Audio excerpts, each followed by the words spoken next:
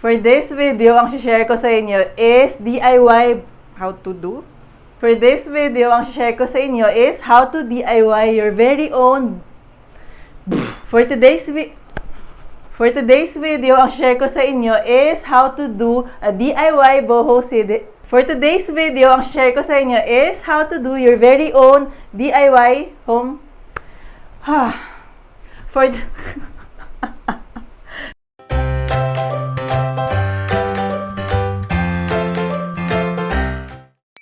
Hi, this is Elle and welcome to another video. For today's video, ang share ko sa inyo is how you can DIY your very own boho cinema at home. Gusto nyo gawin mas special yung mga family night, movie night natin, series marathon with our partner, with our kids, ganyan. Actually, nandito tayo ngayon. Tapos ko na siya, i-share ko kung paano natin ginawa and sobrang yung cute talaga, promise. Promise talaga. Thank you so much to Carrier for partnering with me for this video kasi they recently launched Carrier Aura. Yun yung bago nilang line ng air conditioner and meron silang video nun and nagawa na natin yung isang room doon as inspiration for a video. Lalagay ko yung link sa description box dahil ang cute ng mga room doon. And for this video, ang gagawin nating inspiration is yung movie night scene doon which is sobrang cute. Ang daming lights na nagaganap. Pero anyway, please to subscribe to my channel for more home makeovers, design tips, design advice, and you may also follow me on Instagram. Normally, yung nakasanayan natin ngayon, pag sinabing modern boho, yun yung very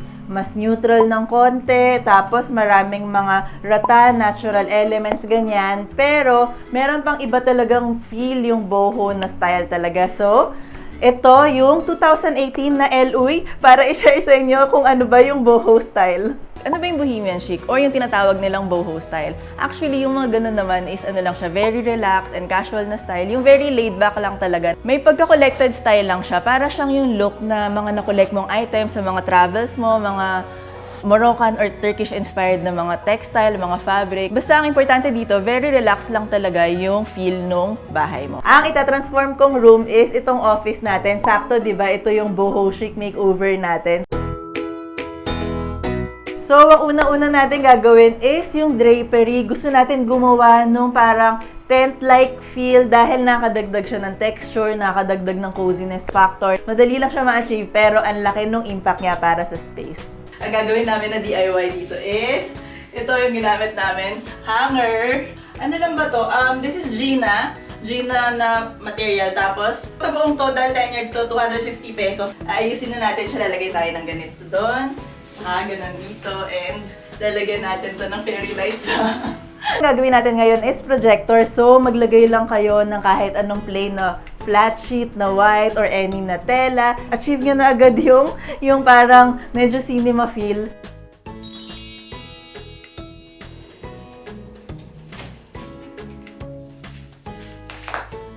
Ito na yung backdrop natin. Grabe, parang may magaganap na event dito. Pero, ang cute niya. After natin ilagay yung mga fabric na yon, maglagay naman tayo ng lighting. Drape over natin siya sa ating tent. Maglagay tayo ng mga accent light para ma-achieve talaga yung sobrang cozy na vibe para dito sa room natin. Nakabit natin tong ilaw. Paikot dito sa screen natin.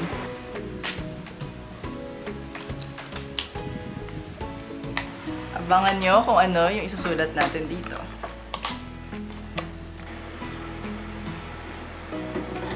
And syempre, kung manonood tayo ng movie, gusto natin komportable tayo, masarap talaga tumambay. Maglalagay tayo ng Carrier Aura dahil sobrang sleek ng design niya, very modern. Tapos energy efficient pa siya kahit K-drama marathon tayo, pwede. Magiging komportable and malamig yung panonood natin ng ating mga series. And meron din siyang remote para hindi natin kailangan tumayo dahil ganun ka-cute at ganun ka-cozy yung gagawin nating room.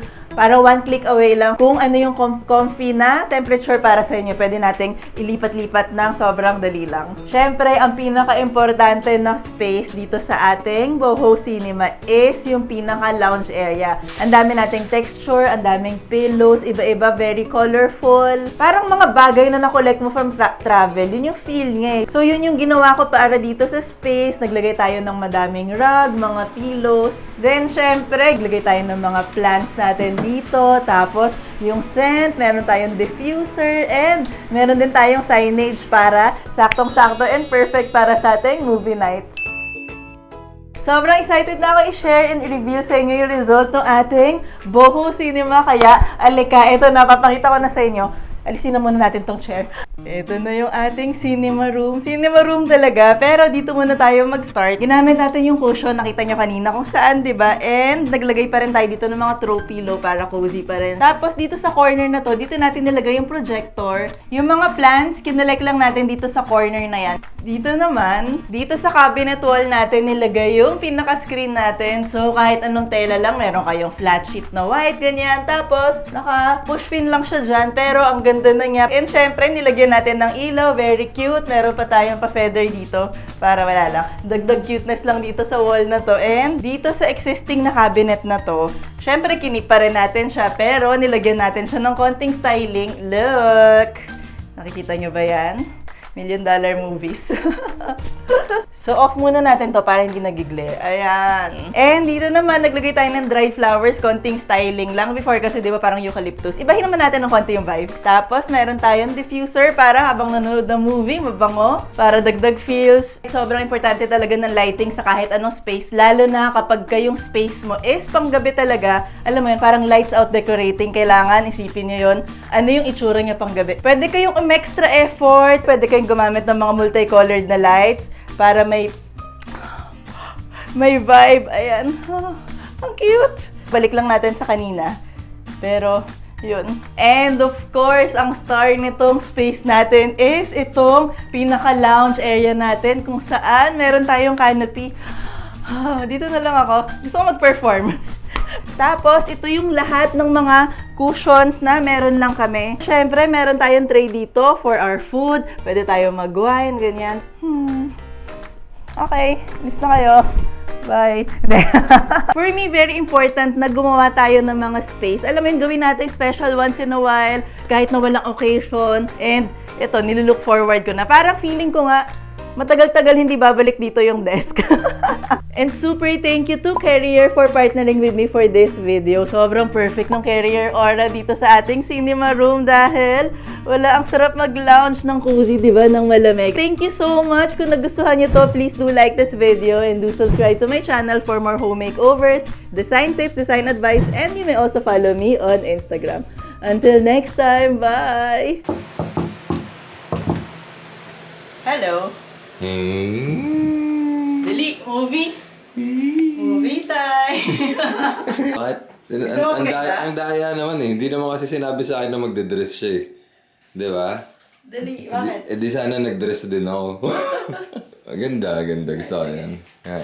Ganda. Dali, pasok na. Pasok ka dito. Tan tan tan tan tan tan tan tan tan tan.